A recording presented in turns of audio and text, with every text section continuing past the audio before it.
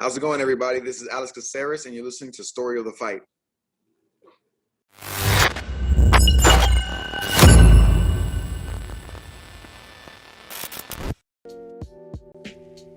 What is up, everyone? Welcome to another episode of Story of the Fight.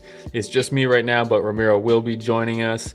We're going to be talking about UFC Vancouver. We're going to be talking about Reiner de Ridder. Did he quit? We're going to talk about Kevin Holland. Should he have quit? We're going to talk about, the Matt Frevola stoppage. Cal Nelson, Dan Murgliata out here ruining lives and everybody's bets. But before we get into that, please like, subscribe, do all that stuff.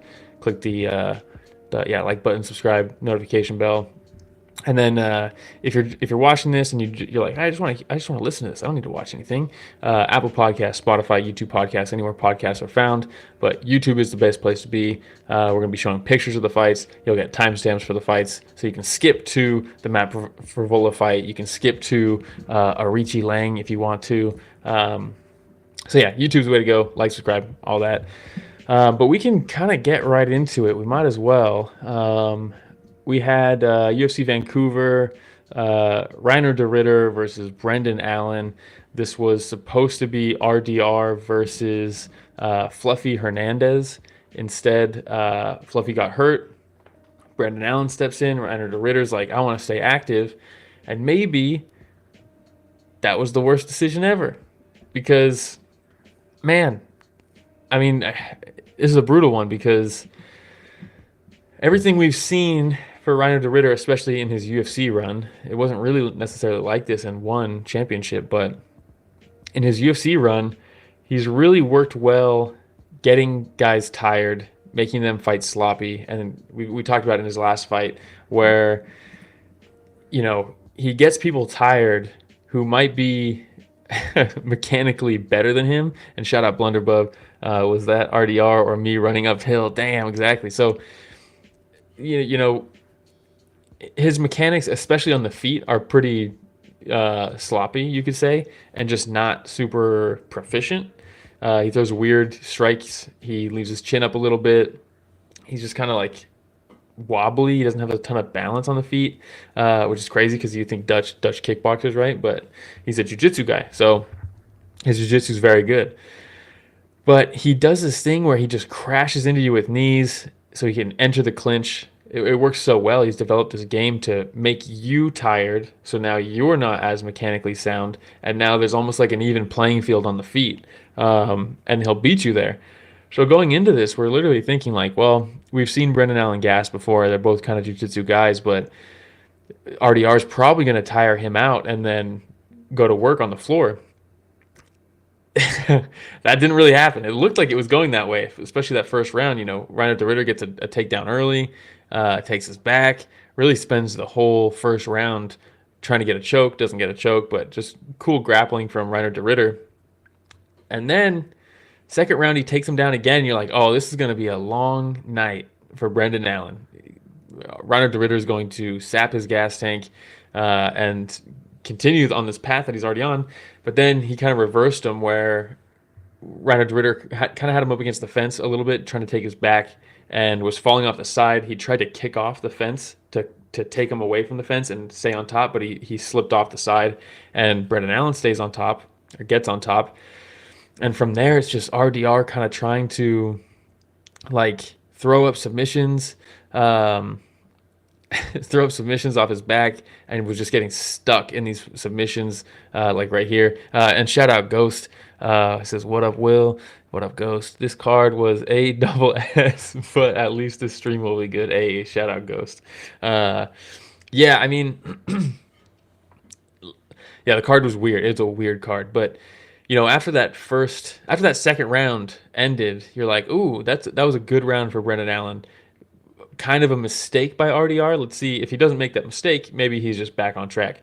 Third round, it's kind of more of the same. He's the one initiating the grappling sequences. Brendan Allen ends up on top, and I think this is the picture here in the third where right at the end, he's getting smashed at this point in the third round. It starts getting bad, and man, he throws up this like last ditch, not even last ditch. He's very good at getting to this position, the inverted triangle. If you haven't seen his fight against Big Dash, I think that was his last win in one, um, in a title fight before the Malott fights. But he got him in an inverted triangle. He's very good at setting this up, and he went for it, and he set it up better than most would in the UFC. But Brendan Allen was kind of able to just chill here.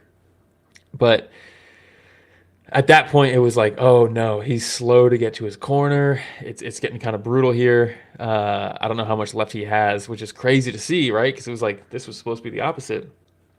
Fourth round is just Brendan Allen just outworking him.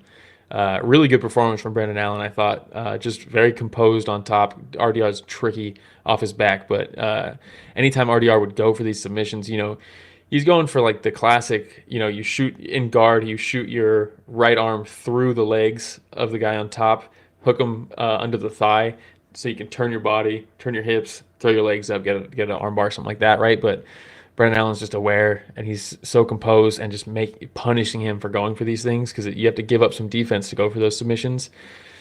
And at the end of the fourth round, you're like, oh man, I think this is probably it for RDR because it's taking him a while. They're like actively telling him, if you don't get up, we're calling this fight.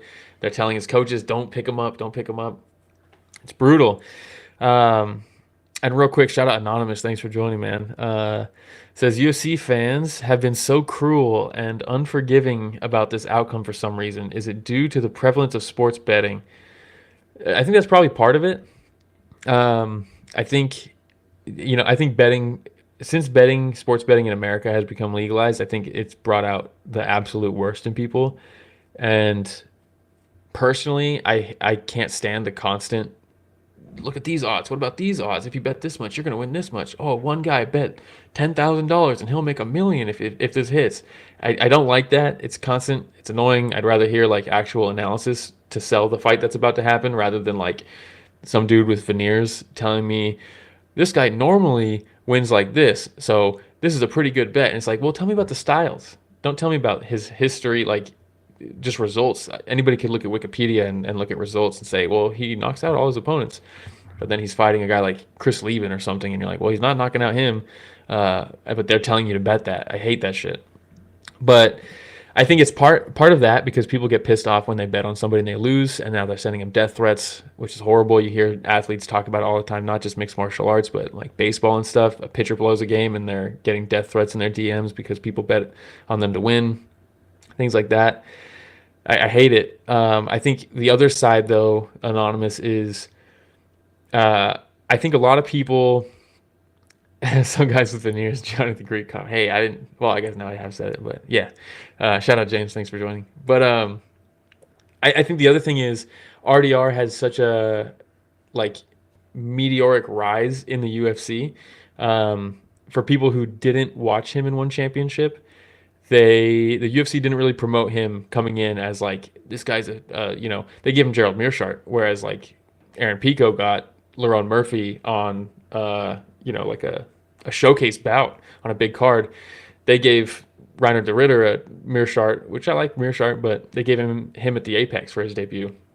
Not a lot of fanfare or like hype behind him. I think because he came on and he won that fight and then he took out Bo Nickel, there's a lot of toxic stuff around Bo Nickel just because of who he is. And then he beats Robert Whittaker, who's like a fan favorite, a lot of eyes on that. So he had this big rise. I think people wanted to jump on the bandwagon a little bit, which is fine because he's good, so they should. But there's a lot of fair weather fans when stuff like that happens. So as soon as there's a slip up, those people come out of the woodworks and say, fuck this dude, he's a quitter. Oh, he quit against Malott. Some guy, they don't even know who Malott is, right? Yeah, shout out Andrew. The quitter sucks. I mean, like people like this, but thanks for the comment. But at the end of the day, in this fight, he didn't even quit. His body was done, which is fine. That happens, right? It's crazy to see it happen at this level, especially when it's like, hey, this is supposed to be your wheelhouse, this grappling stuff, right? So it's crazy to see. It's shocking, right? So maybe people are just like, I don't know how to handle this because like, what the fuck did I just watch? But it's also his coach threw the towel in. He did. They said, if you don't get up, we're calling this fight. He got up. He went to his corner. They said, do you want to continue? His coaches asked him, do you want to continue? He said, yes. Coach said, give me that towel. We're calling this. So it's really not him quitting. It's just, yeah, it is what it is. It's a tough fucking fight. And, a lot of people are shitting on RDR for this one, but I would like to give Brendan Allen some credit. He fought pretty well in this fight. RDR is tricky, and he fought him very well. And shout out Rio says, RDR is still the greatest Dutch middleweight, better than Kekar Musasi. Yeah. How sad is 185 when Brendan Allen is number 5? RDR is a contender was interesting. That's the other thing too. I think a lot of people were very excited for the middleweight division with RDR and his rapid ascension, taking out Whitaker, taking out Kevin Holland, Bo Nickel. And now, we have this interesting thing happening at middleweight. Drick has got dethroned. We have Hamzat. It's a grappler. Let's see that play out. It could be fun. It's just, so there's a lot of moving pieces why the optics are bad. The quitting optics are bad. So people are going to jump on that. People like to jump on the hate train, obviously. So it is what it is. And Blunderbow says also social media and online spaces are all encouraged to be rage/engagement bait cesspools regardless of what people are talking about. Yeah, and that's, I think this channel would be a lot bigger if we came out here and said, this piece of shit, he came out here, he's supposed to be the title, he's calling for a title shot, he's out here quitting. Like, if we were those guys, we'd probably be bigger channels, but we're not. So try to have a little bit more nuance. Ghost says, I'm with... yeah. One thing behind the scenes, Rich, when he preps all the breakouts and stuff for the channel, and he'll always put some crazy all caps, exclamations, question marks, clickbaity title, and I got to go in there and change it to something more like respectful of the fighters. But yeah, Ghost says, I'm with Sammy here. Good stoppage by the corner, probably a hot take. I didn't see Sammy's comment. Oh, I see it here now. Sammy Arnett, shout out. I missed this one. Says, I'm with Phantom Punch Boys. I thought that the corner called it right. I like RDR and was hoping that he would win, but I don't want to see him suffer more damage. I think that's the right take. That's I think the perfect take. It sucks to see. I was rooting for him. I don't dislike Brendan Allen, but I went to fucking Philippines to watch RDR fight. You know what I mean? He's one of my boys.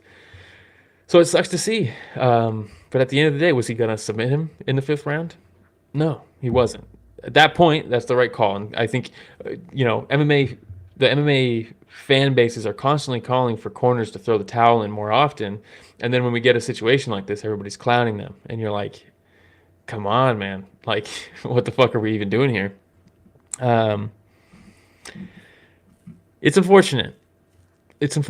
Andrew, shout out Andrew, thanks for commenting, says he quit on stool at 1-2. But if you watch that fight, he was fighting a heavyweight marauder in Anatoly Malakin, who had already finished him once, and they fought again. And it was a fucking dogfight. He ate a ton of shots there. And if I'm in that position, I'm not getting up. I'm not able to get up. Some of these people are fucking superhuman for being able to take these shots and keep fighting.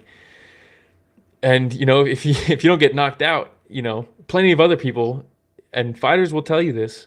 They'll get hit with a big shot and they'll go down. They'll hold their face and they'll say, "There's a barrage coming," and then it's going to be over. They're not unconscious.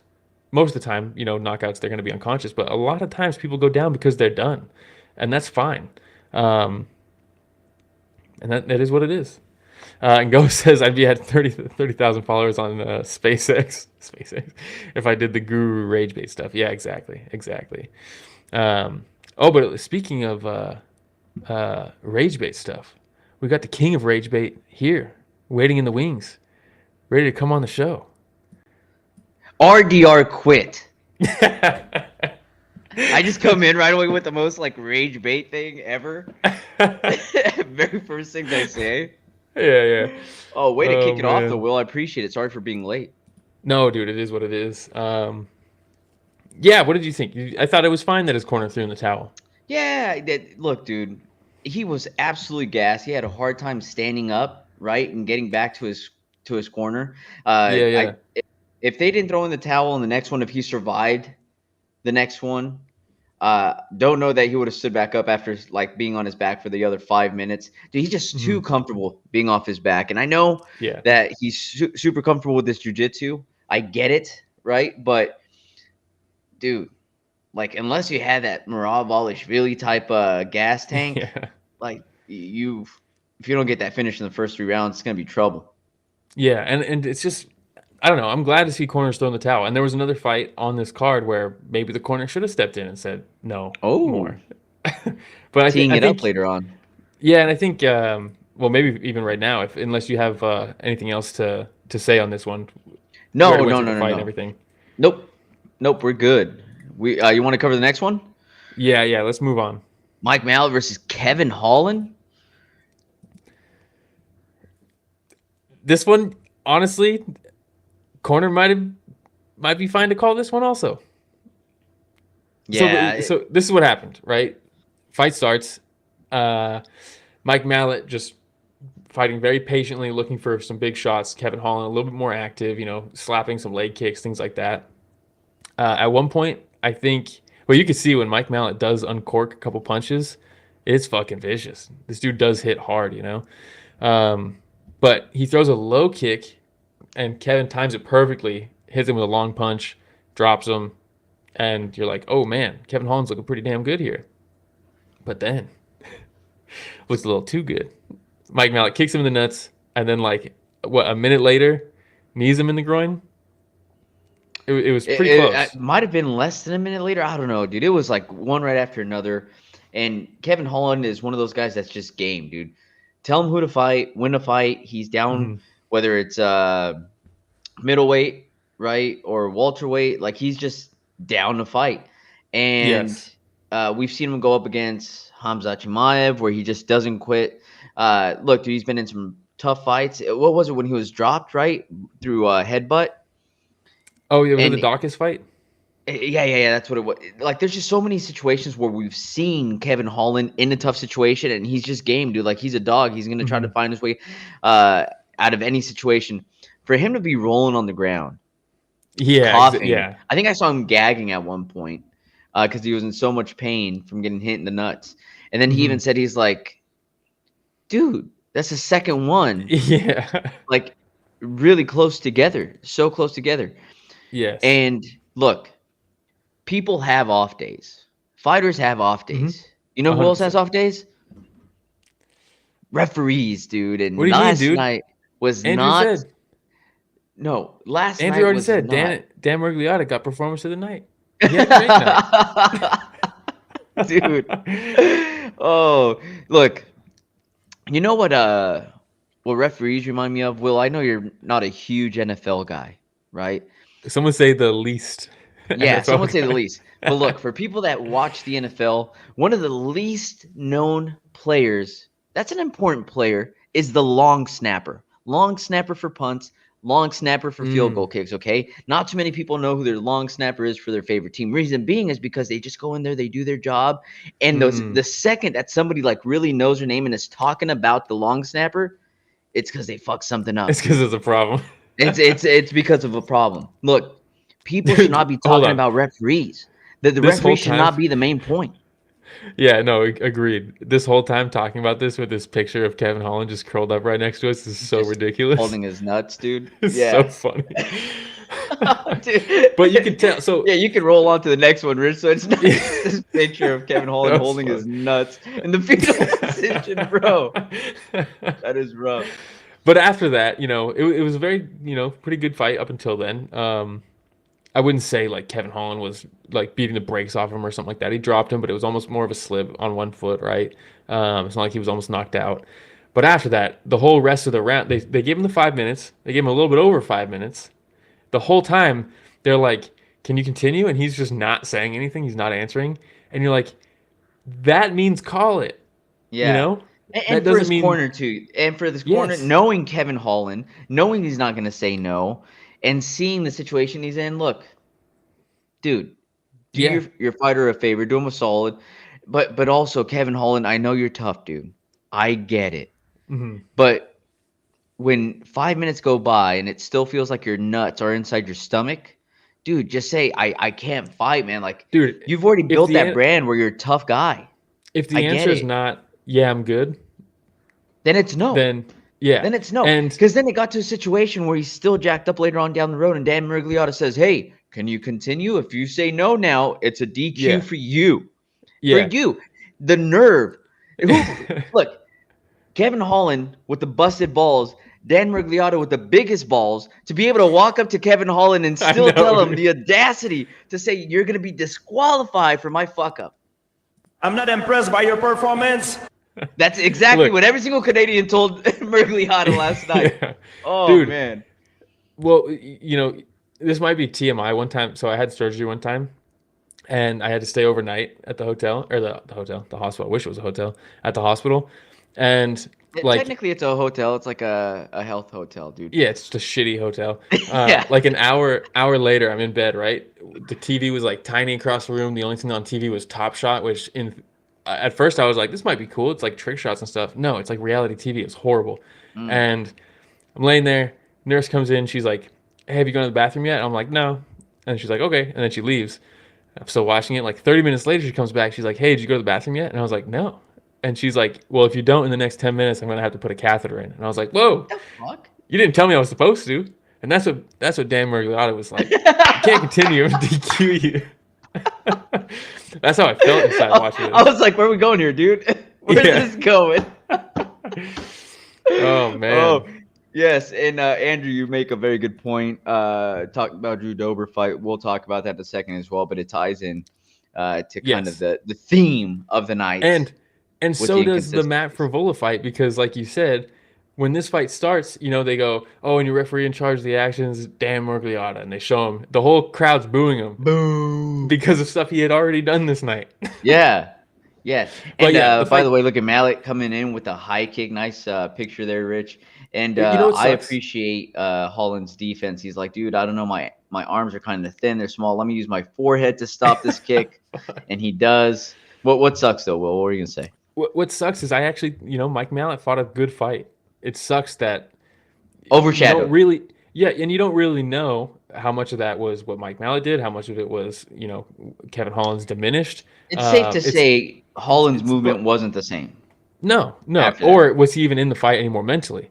That's and true. Go says, I may or may not have scouted for one of these fighters. Yeah, not great. One of them was supposed to time the entries of Loudmouth, but decided to low blow him twice. Oh, I think I could guess exactly what fighter. Yeah, well, he did time him coming in very well. He did do that well. You know, and that's interesting. I might pick your brain on that in a bit, Ghost. But not on the show. But yeah, it sucks because I like Mike Malott. I don't think they were intentional. In fact, the second knee, the primary impact on it, I thought was probably a legal point where it landed, but that doesn't mean that it wasn't also a low blow. Yeah, nobody thought it was intentional. No, Miragliotta which is why they let didn't us take a know point. multiple times that But it this wasn't is- intentional. Yeah, but this is the problem. Intentional or not, and we saw a it foul. earlier, it's a foul. And it was the second time. And it was clearly going to affect the fight moving forward. And sometimes that can supersede whether or not it's intentional or not. I wish they could do that in other sports.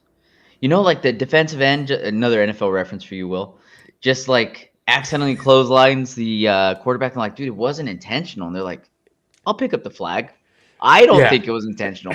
I know it's clear on the rule books, but I Man, don't it's think it was crazy. intentional. I don't know. It's Crazy, yeah. man. But All it right, sucks. This anything fight, else? it sucked. No.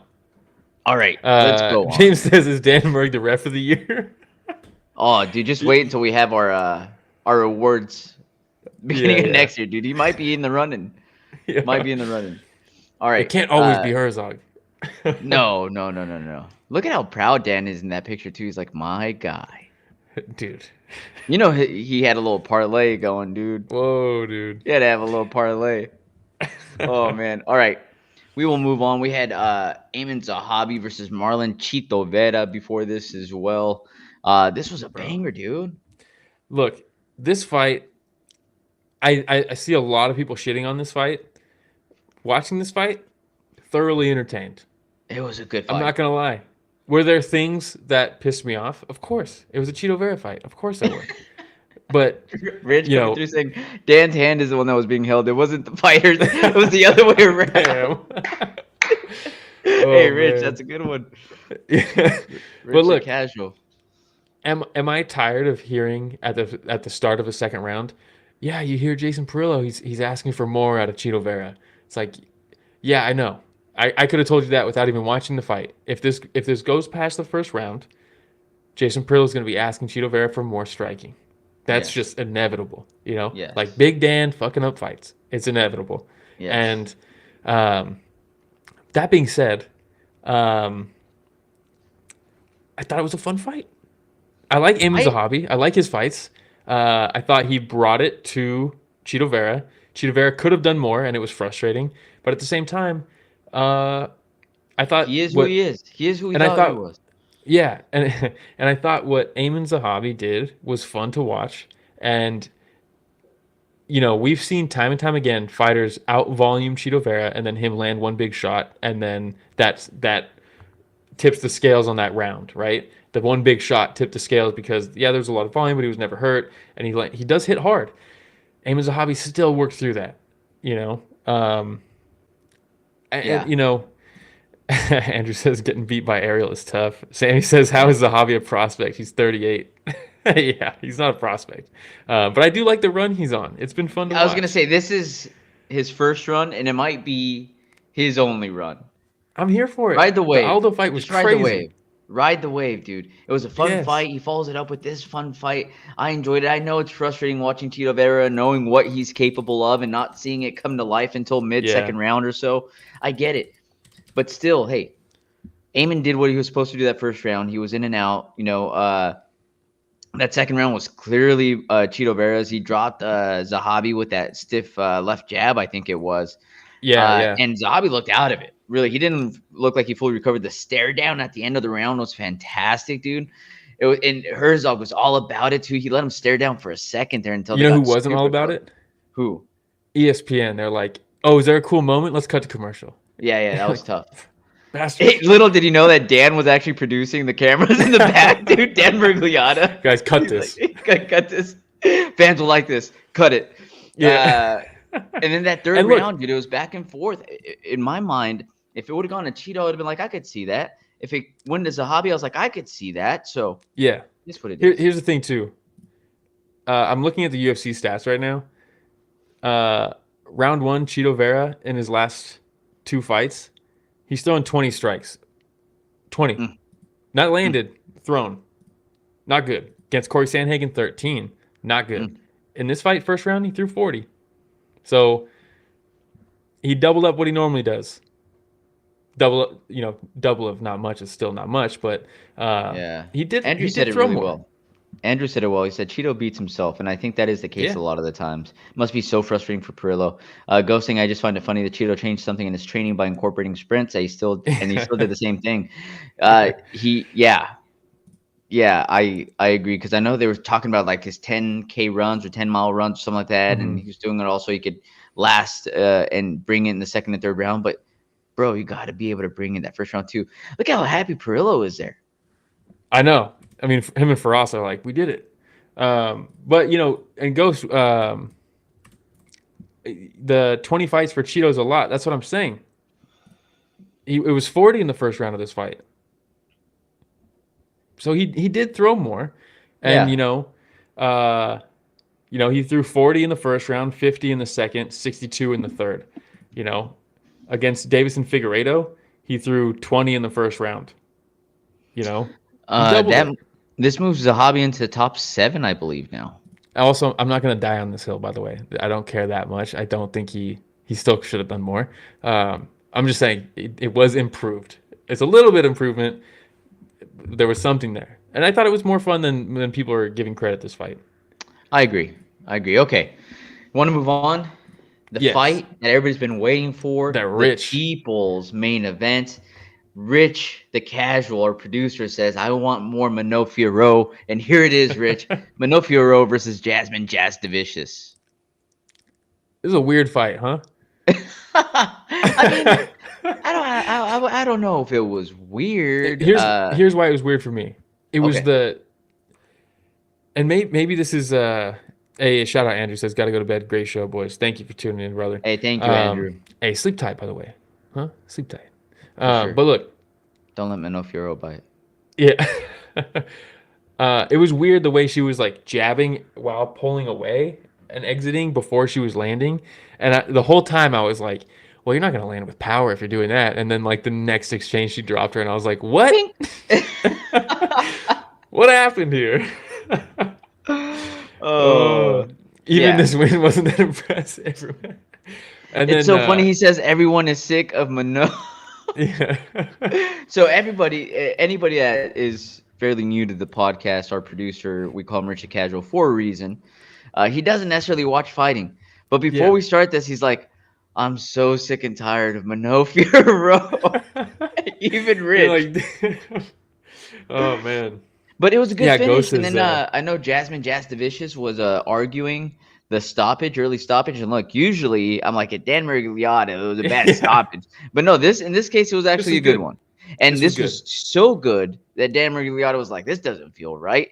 Yeah. I'll mess up the next one. And he did. All right. He probably walked away thinking he messed this up. Ghost, when she complained to him, he was probably like, God damn it, I did it again. Ghost says jabbing and leaning away is just right for a high kick. And it is. Yes. But she leaned away and then caught her with the I think the left hand right after, and gives her like does the chicken dance, follows her up, misses with a knee to the body. Jasudavicius still goes down anyways, and then she's beating her up in that last position. And I thought Dan was giving her every opportunity until she crumpled again and her face went flat on the mat, face first. And her arm was like sideways. Yeah. And then she got hit again. She started coming back up, but he was already stopping at that point. And I thought that was the perfect time to stop it. Ghost says, if there was someone in 125 that can scout well, they could really punish Manon. If only. Yeah. If only. We might know somebody. Yeah. Hey, so I'm sure did you talk at all about the knees from RDR and the way that he uses the knees to close the distance? And yeah. And then you just mentioned knees right now for Manon Fiorot, right? And Jasmine Jasudavicius. Dude, I want to talk about more knees. I want to talk about more knees because we had Charles Jourdain versus Davey Grant. When we were going through the list of these fights, right? Last week, we're like, hey, what do we have next week? Okay, this fight's okay. Oh, Manon Fiorot. Rich is going to love that one. This is one where like, oh, Charles Jourdain versus Davey Grant. Like, this is going to be a good one, right? Davey Grant, somebody that always brings it every single time. And Charles Jourdain, man, I feel like his striking is so underappreciated.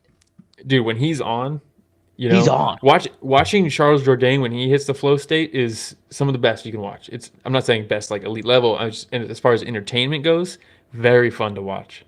Yes. Very fun. Very creative, very slick, man. I love he uses his knees in every single fight. The jumping knee, the flying knee is part of his repertoire, right? But I just love how he like feints like the jumping knee and then like he'll pretend like he's going up with it and he just comes in with the straight. He'll go up with it, but he knows he's not going to land it and he comes down with the Superman punch. And like there's just always something that he's creating off the knee and then sometimes he lands it flush on somebody's nose. Dude, and how fucking tough is Davey Grant? Too tough for his own good, dude. And looking at this picture, you're like, well, how flush was it? If we can go one more picture. This flush. Pretty flush, And this is a picture I screenshotted from Davey Grant's Instagram. He posted this as his like, hey guys, didn't get the win. You're like, damn, dude. But I got a broken nose. Yeah, I mean, it was so brutal. The fact that this didn't knock him out is insane. I don't think anybody's finished on its own, dude. Yeah, and I don't think anybody's ever finished Davey Grant with strikes. But then, they close the distance and Jourdain sinks in a guillotine and is like hyped about it before it's even over. And you're like, damn, this dude, he is on one tonight. Charles Jourdain. Dude, I think you might be right. I don't think anybody's finished him with strikes. Tough as nails, man. Rear naked he's choke, been in some wars. Arm bar, triangle choke. Your boy can get choked out, but he won't get knocked out, Yeah. Guillotine choke. I love Davey Grant, man. Yeah. He's a super entertaining fighter. He's somebody that no matter where he's at in the card, I'm going to tune in for sure. Blunderbub says that is Oh, such a funny image. You mean the guillotine from with him screaming, or the knee to the face? that was so good, dude. It reminded me of Nate Diaz when he locks Yeah, the same. triangle in and he just Hmm. starts flexing, dude. It was such a good moment. Good moment of the Yeah. card. All right. Bummer for Davey Grant, but Happy for when you're an Charles action Jourdain, though. fighter, sometimes this happens. Props to Charles Jourdain. He looked real good. All right. Ready for the next one? Yes. Let's do That it. will be Kyle Oh, God. Nelson versus Matt Steamroller Frevola. Bro, coming out swinging and banging, the two of them, like they're on ice. They're throwing Hey, so we love hard it they're when people falling swing over. and we love it when people bang, I Bang? guess. Swing and bang. Yeah. Yeah, dude. But Man. always brings it too, dude. He's another one of those guys that, Yes. Kill or be killed. yes, 100%. And it's so funny because DC's talking about it too. He's like, yeah, his style. I asked him, like, hey, due to your style, it has also gotten you in trouble. Like, are you planning on evolving and changing? He's like, nah, dude. Like, this is how No, I that's win, just too. me. Yeah, yeah, that's just him. That's who he is. Yes. And that's okay. I'm here for it. Yeah, Ghost says another Big Dan moment. Yeah, if we can go a couple pictures, Rich, towards the end of the round, Kyle Nelson lands a massive overhand right that drops Yes. Matt Frevola. Did it drop him or hurt him, and then he followed up with him? I Yeah. don't remember. But then he Hurt him, beats and then he kind of like starts turning on one of those. Like, he had Yes. so many spinning attacks that were not good spinning A threat? attacks and left him open a lot of the times. And but yeah, on one of those, like, he gets caught, he gets all wobbled as he's turning, gets clocked with another right. He falls off that one. Nelson starts landing some heavy ground and pound, bad punches. dribbling. Well, he's out. Dribbling his head. Yes, On the and mat. Big Dan goes in, stops it, and at this point I was like, "Hey man, stop it! You can stop this one. Maybe 2 punches a little late." He goes in and stops it, and you can look at the clock here. It's 4 seconds. It was 3 seconds when he stops it, and the horn never goes.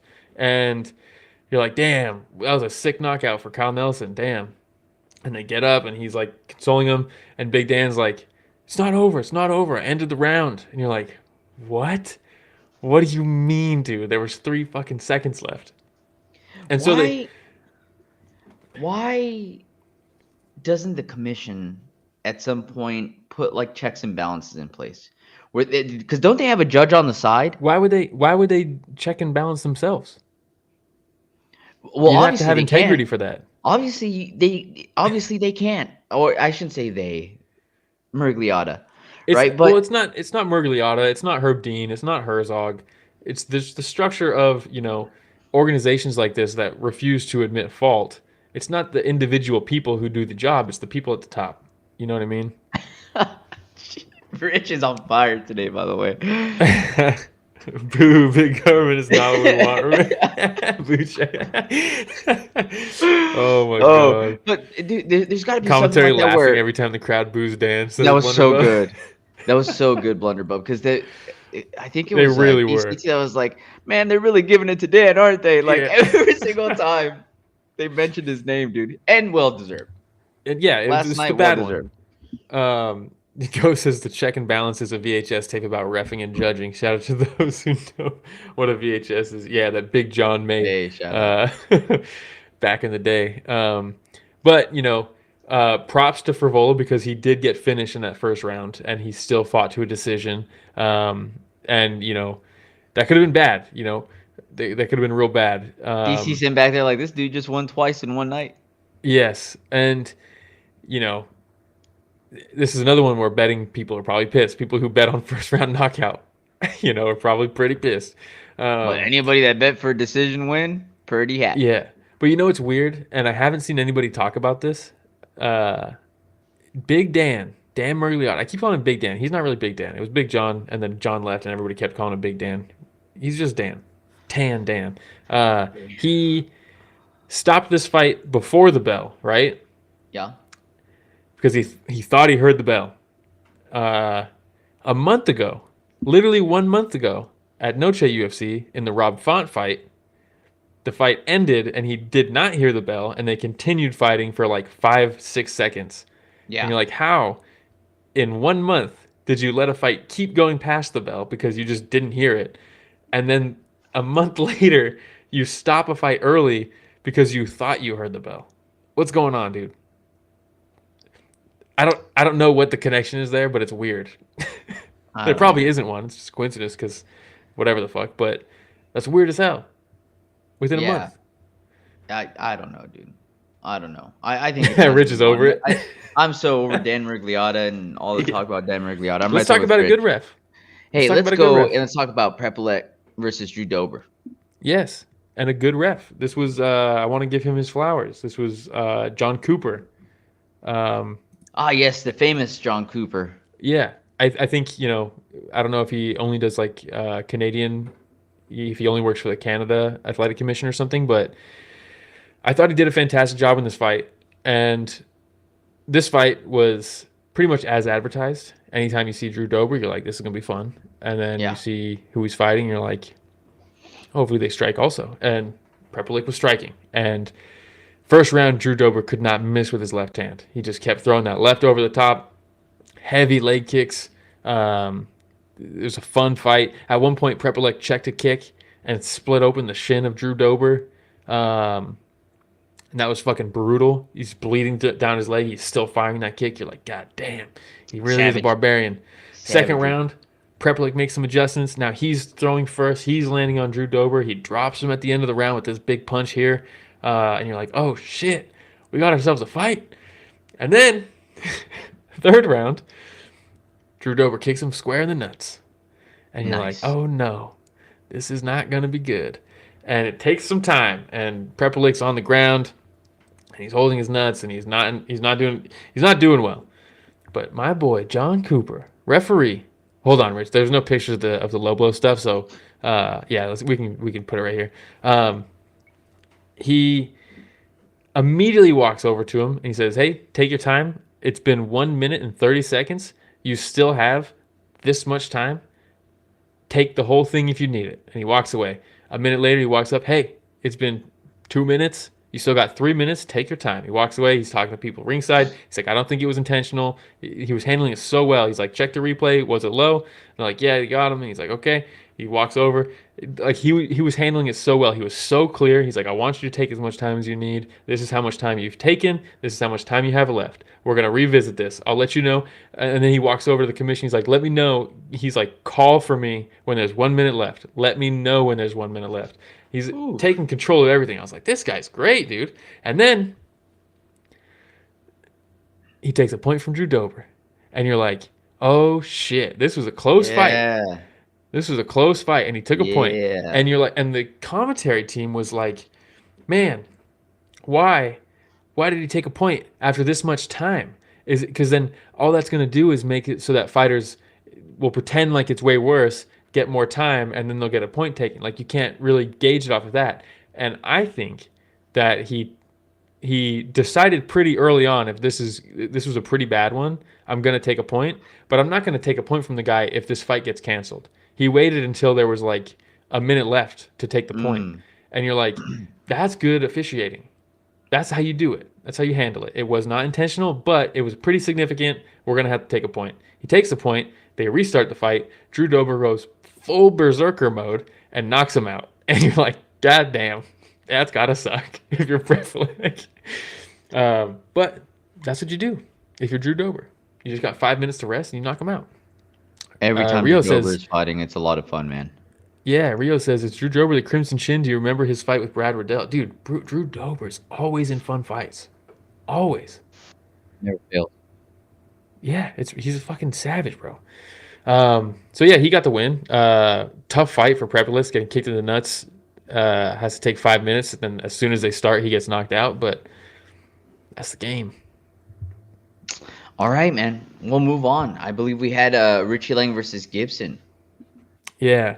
And real quick, Rick Allen says, De Ritter quit on the stool, homie. Didn't go out on his shield. I can't respect that. Lost some fans, in my opinion. You know, he didn't really. His coach threw the towel in, so it's not really on him. But yes, this fight was quick. Cody Gibson throws a naked low kick immediately into the fight.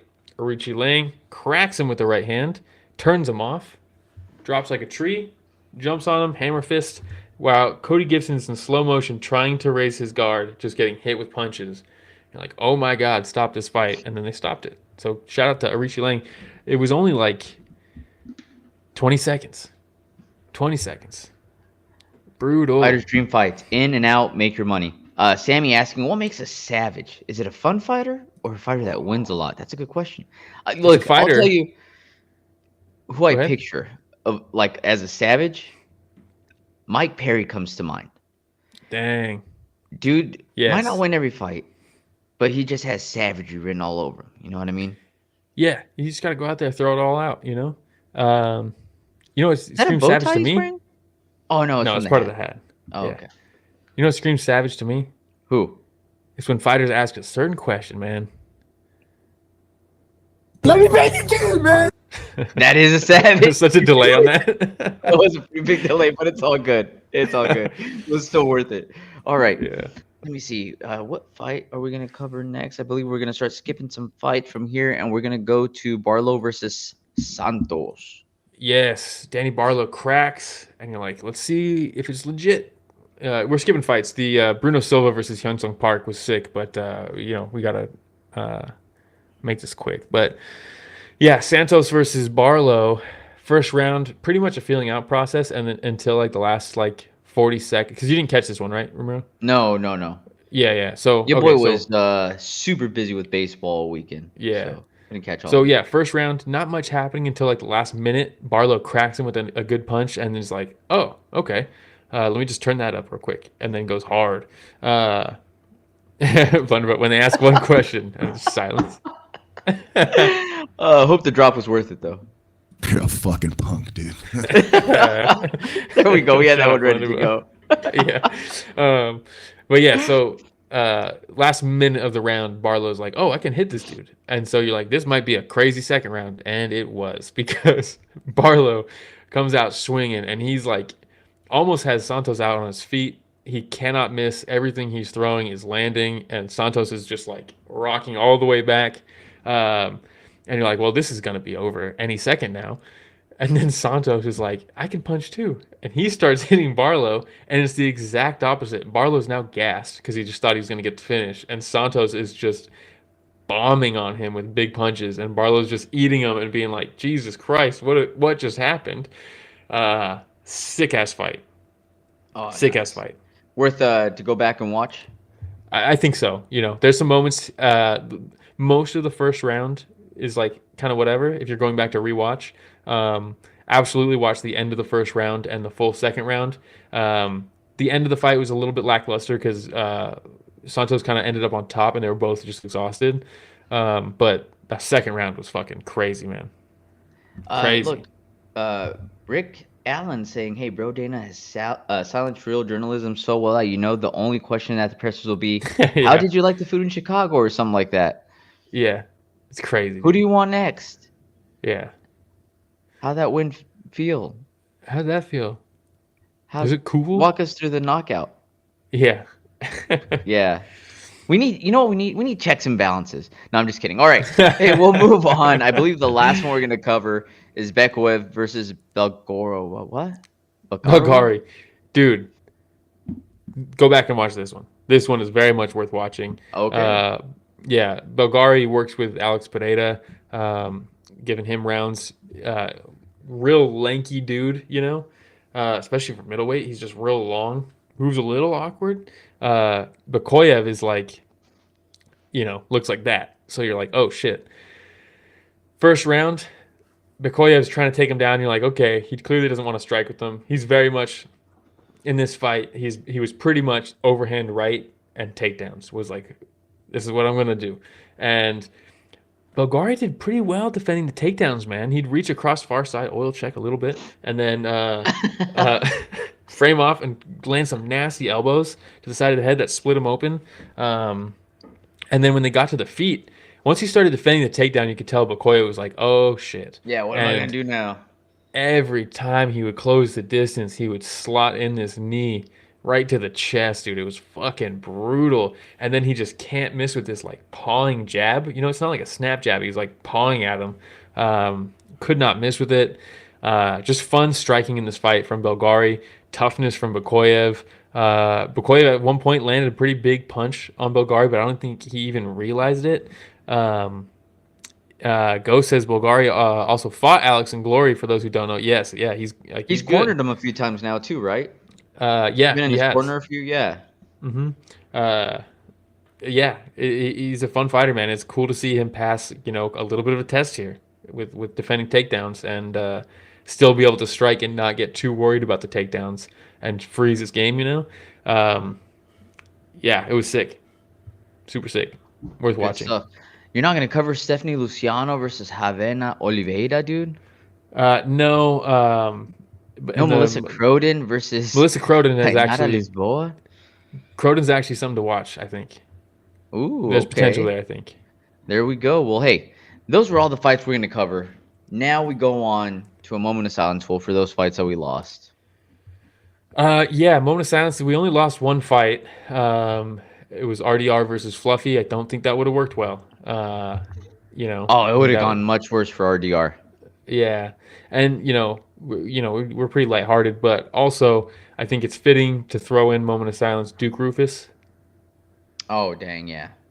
Brutal, man. Listen to Paul Felder talk about it. It's tough. 55 years old, I think they were saying something like that. Insane, dude. That's insane. Yeah, it's sad, man. Did a lot of great things for a lot of fighters, man. So many fighters speak very, very highly of Duke Rufus. So, rest in peace, Duke Rufus. Thoughts, prayers going out to his family, right, and everybody else. It's just by it, so. Someone with a big family, dude. Not just like a blood family, but there's plenty of his fighters will tell you that he was like a father to them. Yeah, it's brutal, man. I think so one of the most famous ones, Anthony Pettis, right, lost his father at an early age, and he viewed Duke Rufus as a father figure. And Duke took him in and his brother, and so man, what a tough loss for everyone, and dude, just the MMA community as a whole. So it's a tough one. All right, Definitely. Man. Bonus monies. Yeah, let's do something lighthearted now. Bonuses. Let's see. Yes, Charles Jourdain got one for finishing the unfinishable and Davey Grant. Well, I guess you went through a decent list of submission losses, but still, very impressive. But not by strikes. So that's what you meant. Yes, but he still didn't. He got choked. But yeah, bonus worthy. Herzog saying he's safe for some reason, like he's sliding in a home base. Yeah. All right, Herzog. All right, who else got some monies? Aoriqileng got one for knocking out Cody Gibson. It was a sick punch. I could use a different picture though, Yeah, maybe the one of him turning his head around would have been cool. Yeah. And then Prepolec versus Dober got fight of the night. So shout out them. James saying Prepolec is fun to say. Prepolec. Yeah, Prepolec. That is a fun one. All right. Well, what do we have going on next week? Yes. I think, what if we did this, Ramiro? I think when we do a breakdown, or not a breakdown, but like what do we got next week? We usually are like, oh, that's a good fight. That's a good fight. That's a good fight. What if we're just like, hey, these are the fights worth watching next week? For some people, it's getting too much, for a lot of for a lot of fans. There's so many fights all the time. They're like, should I care about next week? And I don't even know. What if we start trying to help people? Do you want us to like present like, hey, what's up, everybody? And then we tell them, you don't know, now you know. Oh, shit, that's this weekend? We're like, wait, when did we sign that guy? We gave that fucker a title shot? Anyways, that's a fight to watch. Yeah. No, but looking at this right now, dude, how long have we been singing the praises of Tom Aspinall? How freaking long, Will? Dude, from day one, the very first time we saw this dude fight, we're like, this guy is going to be a champion. It's not a matter of if, it's when. Time is now. Unfortunately, we've been robbed of watching Aspinall defend that title for the last year. He's been waiting, but we get to see it now against Cyril Gahn. That's going to be a fun fight to watch. Mackenzie Dern, anytime she's on, you want to watch Mackenzie Dern. She also fights against Vera Janjanova. How crazy is that Full Violence collab, by the way? Which one? They're like, if Full Violence makes shirts for like everybody, right? Especially like the fighting nerds and all that stuff. They look all sick. Yousri Prohaska, they're like fucking vicious. And then they're just like, hey, well, let's make one for Mackenzie Dern and just use a picture of her at the weigh-ins. Like, Jesus Christ, guys. Well, I hope you have another drop ready to go. But Blunderbub, once again, going through, what if we start trying to help people? Silence. It was pretty good, dude. That's so good. I knew it was coming. Once we had that dead spot, I was like, oh no, this fucker's coming for us. Umar Nurmagomedov going up against Mario Bautista. I just want to see That's a somebody fun fight. beat Mario Bautista. Yes, and I think Yes. Nurmagomedov has a solid chance. Alexander Volkov versus Jourdain Almeida, dude. That guy's ascension continues, but Volkov is making another run for the title. And then from there, you know what's crazy? You know what's crazy about that? Volkov fights Cyril Gane and allegedly was robbed in his last fight. And as he's leaving the cage, Danny's like, don't you worry about that. We're going to take care of you. And by that, I mean, we're going to put you on the card underneath the guy we thought you just beat in his title fight. Like, we're going to give him a title shot, but you'll be on the card too. Like, what do you mean you're going to take care of him? What the fuck was they that? took care of him, dude. They put him on the pay-per-view. And he's on the main card. Crazy. Uh, Rambeshi versus Ludovic Klein is guaranteed banger. I think Who else, Ikram dude? Alaskarov versus Iron Turtle could be very fun as well. Calvin Gastelum that actually makes weight, also known as Nasrat Hakparas. will be fighting. yeah. Yes, Oh, dude, that Nathaniel could be fun Wood. too. I enjoy watching Nathaniel Wood. All right. Where do you see Nathaniel Wood? I don't even see. Oh, against Jose. Hey, why are we doing this? Why are we not putting Nathaniel Wood against people above him to get him in ranked opponents, to get him closer to the top, because he clearly is skilled enough for it. He's ready. But yeah, that'll be fun. Chris Barnett versus Hamdi has all of the potential to be one of the greatest fights of all time. That's a crazy matchup. Maxim is against Mitch Raposo. That's a high potential. You fight realize there that as we're well. like, hey, maybe we should just help people and tell them which ones to look out for. We literally just named every fight on the card. True. Blunderball's gonna come through again. What if we only pick the good ones? Names every fight on the card. Yeah.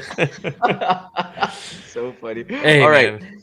Well, hey, shout out to everybody. Thank you for joining us. I want to apologize once again. I'm sorry that I made it on late today, everybody, but I'm glad that I came on at least to chat it up with everybody. You make this podcast so much fun. Really, the chat blowing up and chatting with y'all is what really makes this podcast come to life. There's so many of you that joined. Yes. I can't name every single one of you, but I do want to thank you all for joining us. Will, thank you for holding it down, man, before I hopped on.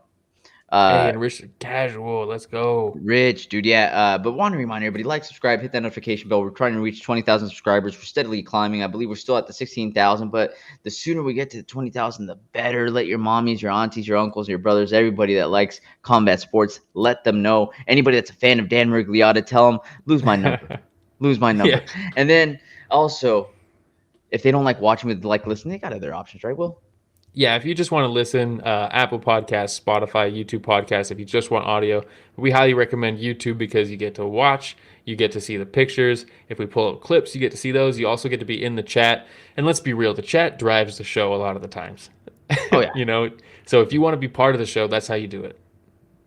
Rich says he does follow Mackenzie Dirt on Instagram. So, Rich the Casual, slowly That's not being fucking a casual. illegal. Hey, well, that dude teases up perfectly. Shout out to our producer, Rich the Casual, Richard Bustos, still doing a phenomenal job back there in the 1s and 2s. And thank you to everybody for joining us for another week. I do leave that. He does. Thanks for joining us for another week, everybody.